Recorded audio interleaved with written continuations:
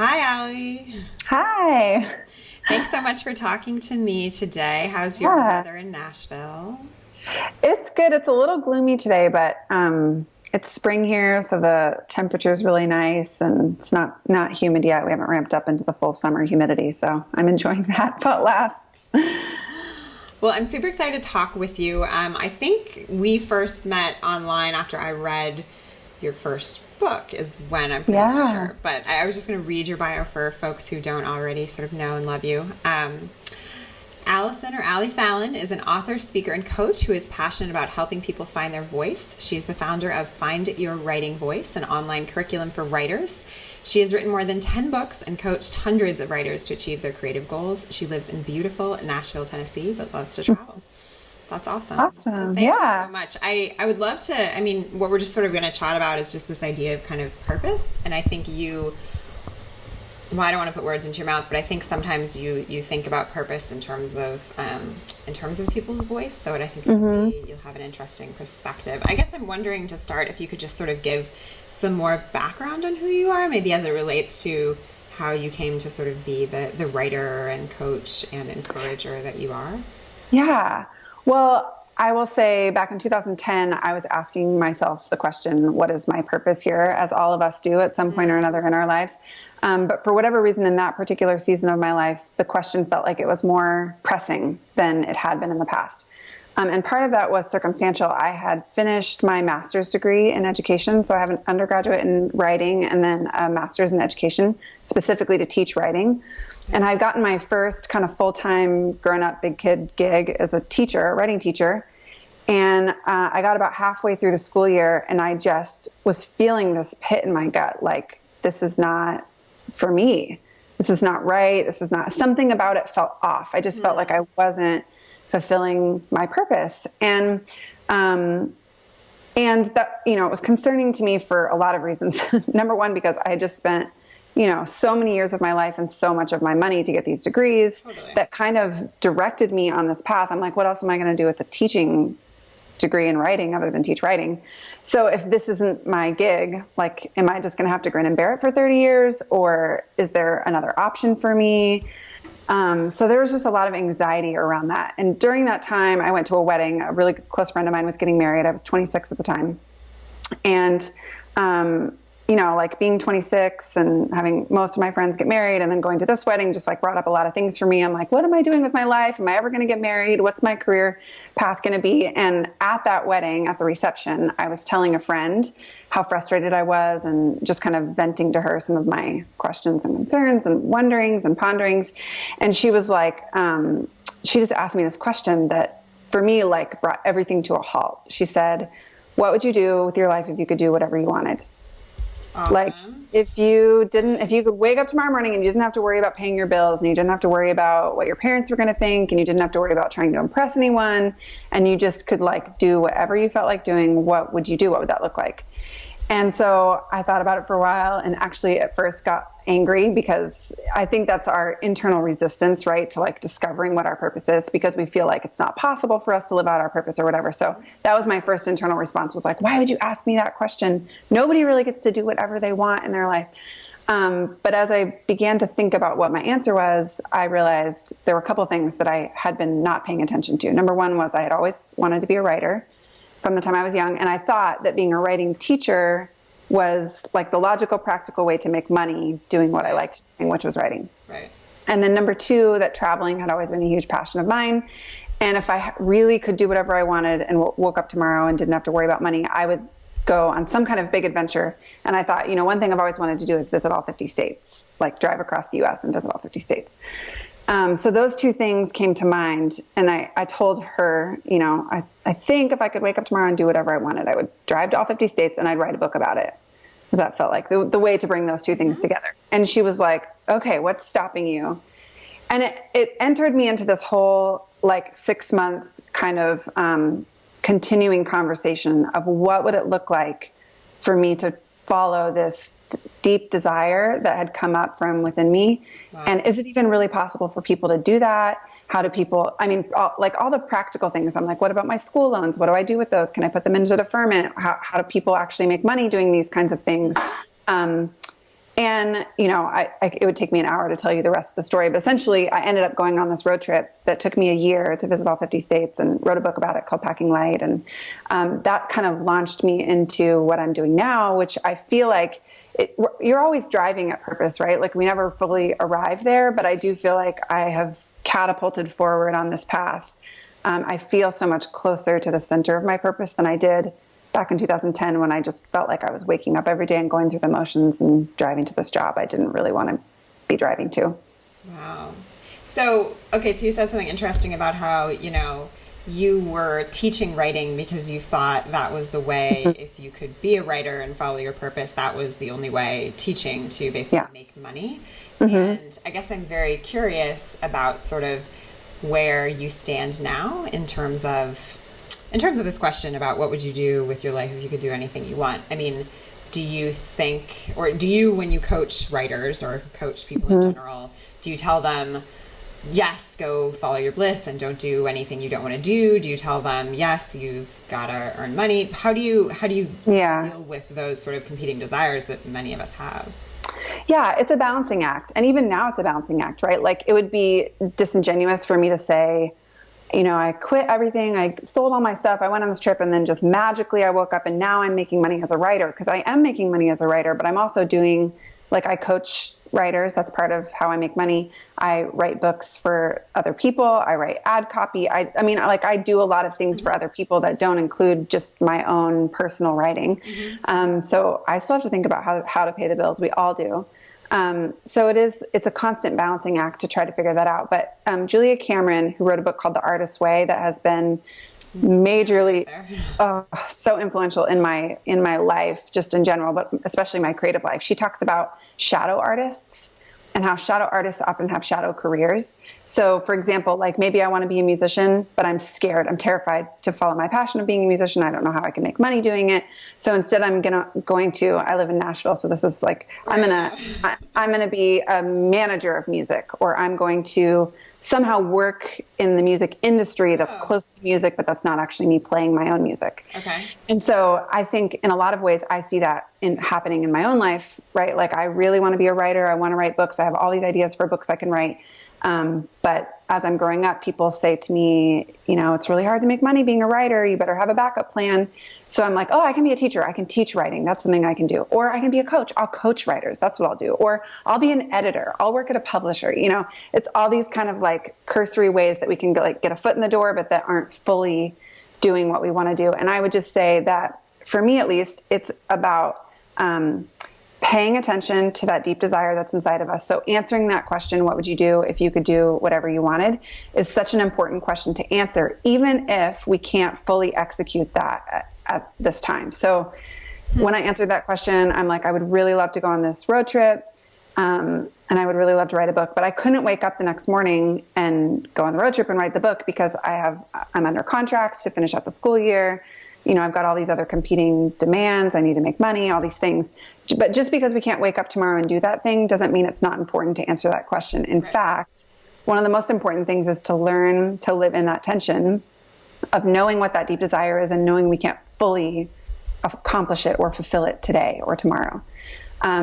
But without that desire, what most of us do is we kind of push it under the surface. Like I think of like a beach ball, you're pushing it underneath the surface of the water and you're holding it under there, and you hold that desire down there. And without that desire as like an engine, you lose motivation for your life. You lose kind of passion and vitality. So so many of us end up just going through the motions and feeling kind of depressed and down and being in a funk. We can't really describe it. I mean, in the US, anxiety medication, depression medication are being taken at these incredible rates. And I don't want to I've dealt with both anxiety and depression, and I don't want to downplay what, all the various causes of that. But I think that probably a lot can be explained by how many of us are so focused on going through the motions of what people tell us we're supposed to do in our lives and not paying attention to that deep desire that's inside of us. Wow, that's super powerful. So I have a question. So I was reading a book recently, and I don't know, I'm not going to say who it is because I don't want to throw the guy under the bus. But basically, he's this incredibly successful guy, and he says in it that it's been years since he did anything he didn't want to do. So the point being, he's very much about like following your purpose, and he's crafted a life to such an extent that it's been years that he, has had to do something he didn't want to do. So you now, in 2016, you've, come a long way since 2010. You have found your purpose in many ways. How much of the time do you think you're really doing sort of what you want to do versus, things for other reasons, whether it's to pay the bills or just because we're human in society and there's certain work we all have to do that we maybe don't love, like dealing with PayPal or whatever it may be. Totally. Well, I think of it a little bit differently because I don't think that there's any such thing as a person who doesn't have to do things they don't want to do. Yeah. I mean, maybe this is how I think about it. Okay. What I really want in my life is to be healthy, right? So I'm just using this as an example. So in order to get healthy, I'm going to have to eat foods that are good for me, that fuel my body. And I'm going to have to go either to the gym or do some kind of physical activity regularly. Mm-hmm. Now, will I always feel like going for a run? No. I'm going to sometimes make myself go for a run, even when I don't particularly feel like it, because it serves the greater purpose of me getting where I'm trying to go, which is to be physically healthy. Am I always going to feel like eating a spinach salad instead of a burger? No, but I'm going to eat the spinach salad because it serves that greater purpose. Right. And so I think this is part of why it's so important to understand, to really answer this question, like what is my deep desire? What do I really want out of my life? What's important to me? Because when you answer that question, then you can kind of put the to-do list together and you know exactly what you need to do in order to get where you're trying to go. And the individual things on the to-do list might not always seem like they're what you want to do, but you do them because they're getting you to that greater purpose. Right. So for example, I have ghostwritten a couple of books in my life. If I were doing exactly what I wanted to do, I would never ghostwrite a book again. I would only write my own books because I have plenty of ideas for my own books I can write. The tension is I can get paid a lot more money for writing a book for someone else than I can get paid for writing my own book. And in order to write my own book, I've got to have money in the bank.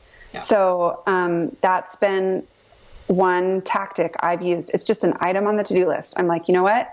This is not the first thing I would pick to do, but it is serving, it acts as a means to an end. It's serving the greater purpose of me freeing up time for me to write my own books. And the incredible thing about that is that in the process, I get to meet amazing people. I get to spend time with these incredible thinkers who have great ideas, and I get to help them actualize something they've always wanted to do, but wouldn't ever be able to do because they either don't have the time or don't have the expertise to write the book. And I get to kind of come in and be that missing piece. So it ends up being this thing that even though I didn't know I wanted to do it, it's like the feeling after the workout when you're like, man, I'm glad I did that. So that's kind of how I think about it. Yeah, that's a good feeling. So something I don't know if it's your tagline or what's the word for it, but you have this awesome phrase that you kind of use online when describing who you are. And you say, I think you're remarkable and I want you to think so too, which I think is it's just really awesome. And I'm wondering, well, it's awesome, but it's also really hard. Most of us a lot of the time don't think we're remarkable. Right. Maybe sometimes we think it maybe 1 out of 7 days a week or whatever it may be. Do you think we need to think we're remarkable in order to figure out our purpose? Yes, absolutely. Because I think for a couple of reasons. Number one is the greatest obstacles in our life are mental obstacles. I believe that. I just with all my heart, I believe that's to be true. So in other words, I might have something I want to do, like write a book. And my greatest obstacle is not that, especially in the world we live in today. My greatest obstacle is not that I don't have the expertise to write the book, because the expertise is literally available to me at my fingertips. Like you can Google whatever you want to Google and learn how to do anything you want to do. I mean, there are YouTube videos to learn to do anything that you want to do. So the greatest obstacle is not that I don't know how to do it or I don't have access to resources, or all those things might be sort of vaguely true. But the bigger obstacle is that I'm terrified of what might happen if I try. I'm terrified of failing. I'm terrified that I'm not going to be good enough. I'm terrified that I'll spend all this time writing this book and it won't be any good anyway. It's going to be a waste of time, all these things. So those are the greatest obstacles we have to overcome, are those mental obstacles. And it isn't until we can realize it's like these two things in tension. I always say you are you are so important and so valuable in this world, and you are just like a tiny speck. You know, it's like holding these two things in tension, that like, I am not the most important. The world does not revolve around me. The universe does not answer to all of my needs and desires, but also like, I matter. I'm so important. I'm so valuable. I have something really significant to say. If we can hold those two things in tension, I think we can kind of come out of ourselves. Because what happens is, when we get so focused on ourselves that we think the world revolves around us, is we're terrified that if I mess up, the whole universe is going to somehow implode, you know, which keeps us from following our path, I think, often, because so many of us have this unbelievably inflated fear of failing. And what happens when we don't believe we have anything important to say is we don't ever try to say it, because we just think, oh, so-and-so already wrote that book and they wrote it better than I could have ever written it. So by holding these two things in tension, by realizing, you know what, I am really remarkable. I am unlike any other person on this planet. I have something important to say. I'm actually really amazing. I'm not the most important person on the planet, but I'm actually really amazing. When we can come to that place, I think it frees us and releases us from a lot of those mental blockages that keep us from chasing our purpose. When you work with people, when you're coaching writers about sort of being the writer they want to be, do you find that most people know what their story is, but they don't know how to get it out? Or do you think a lot of people come to you and just have no idea what they're trying to say? Yeah, a lot of people don't have any idea what they're trying to say, or they might think they know what they're trying to say, but until we start working together, they really don't. And one of the first activities I have writers do, and this is the activity that I give, it's the very first activity I give in Find Your Writing Voice, which is the curriculum I created, is to have people, it's an activity that gets them to think about their childhood home. And the reason for that is, I think until we know where we come from, we can't know who we are, and we can't know what we're trying to say. Most of the time, and I'll put myself in this category, people want to disassociate from where they've come from for one reason or another. Like, maybe their life was picture perfect and they think like, that's so boring, that's so whitewashed. I don't really want, I don't want to identify with that anymore. I want to be something new, be something different. Or a lot of times I'll work with writers who have really hard stories. They come from abusive families, or they come from, like poverty or something that feels shameful to them. And so they want to distance themselves from them as much as possible, so that they can kind of shape and create this message that they're trying to share. And it isn't until we reconnect with where we've come from that our message becomes really powerful. So, like, for example, I worked with a writer once who wanted to write a lot about grief and responsibility. Like, she wanted to talk about how we can take responsibility for our own lives, and again, like, I'm having even a hard time explaining it, because she was having a hard time explaining it. She couldn't really put her finger on what she was trying to say. As we did the activity where I had her think back to her childhood home, she was reminded of a memory that is a really important memory in her life, of her younger brother had drowned in their backyard pool. And she felt such an incredible weight of responsibility for the fact that her younger brother had died. It wasn't her fault. I mean, she was 9 at the time that this happened. It wasn't her fault. There was nothing she could have done to have stopped it. But the amount of responsibility and grief that she felt when she could reconnect with that, it was like the fuel. It was like someone had poured, fuel on her fire for why she wanted to talk about what she wanted to talk about. And it wasn't that she wanted to only write about her brother, but the minute she began to write about her brother, she realized why this message was so important for people. So things like that, I think, I can't even remember now what the original question was, but. So with that example, with that person that came to you and had that story, when you work with that person, do you think at the end of the day, she ends up saying, okay, my purpose is to be a writer, my purpose is to do this thing? Or is her purpose something, I don't know, is it something bigger, or is it something smaller? Like, what is being a writer a purpose, I guess, is my question. Well, I don't know. I guess the answer is it depends. I would say for her specifically, well, for most of the writers I work with, I'm not trying to help them. There are a lot of coaches out there who are trying to help you become famous writers, or not famous, but just trying to like have a viable career as a writer. So like, set goals, like which platforms would you like to publish for? When would you like to publish a book? Let's set up some goals. Let's set up some strategies to get you there. And for me, I am more trying to help people discover that voice inside of them that they've been too scared to listen to. And that voice will help them not just get words on a page, although it will help them do that. And as they get words on the page, they'll also discover other things that they've been not paying attention to, like I did with answering the question, what would you do if you could do whatever you wanted? So they'll discover hidden passions, hidden dreams, hidden ideas or dormant ideas that they forgot were there. They've always wanted to start a business. They've always, had feelings for this guy or this girl that they've never been able to, say out loud. They've wanted to ask this person on a date and they haven't been able to do it. They've wanted to tell their parents something that happened to them that they've never been able to speak out loud. And so I watch them as we write about these things, find the courage and the commitment and the empowerment to start speaking up for themselves.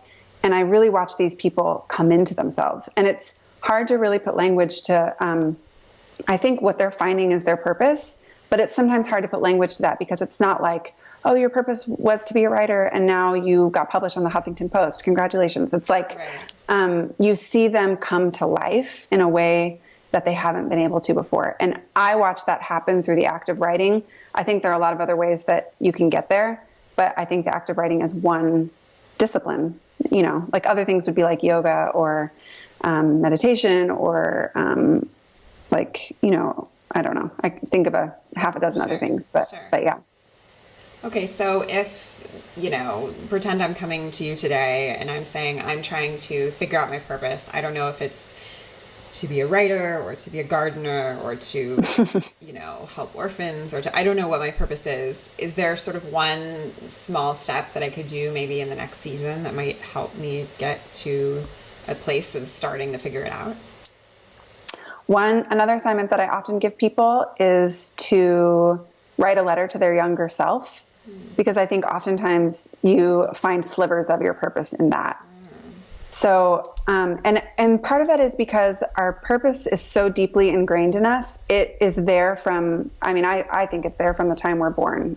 You could argue a lot of different ways around that. But, so when you can go back to the, 5-year-old, 10-year-old version of yourself, what you find is the essence of that before all of the expectations of the world were sort of put on you that you're trying to live up to.